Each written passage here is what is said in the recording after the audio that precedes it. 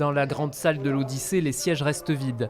Pour la deuxième fois depuis le début de l'année, la programmation est totalement interrompue. Pourtant, sur scène, les artistes sont là. Et essayer vraiment d'aller jusqu'au bout du mouvement. Tous les jeudis, une compagnie en résidence propose ainsi un atelier corporel à suivre en direct sur Internet. Bonjour, bienvenue sur le plateau de l'Odyssée. Un rendez-vous numérique parmi d'autres, imaginé par le théâtre de Périgueux.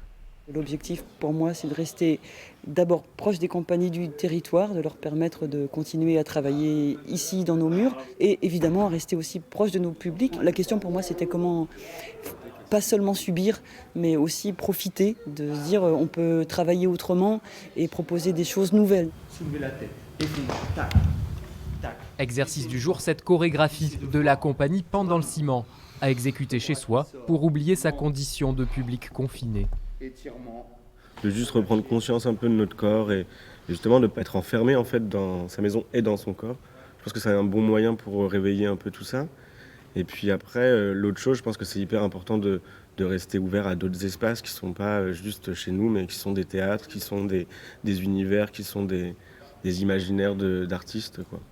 On n'a pas le même retour parce que le public nous voit, mais nous ne les voyons pas.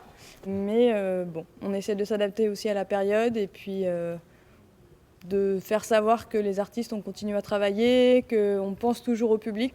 En plus des ateliers, des présentations de créations en cours, mais aussi des portraits d'artistes minimalistes sont régulièrement mis en ligne. De quoi patienter avant le retour dans les salles. Étranger.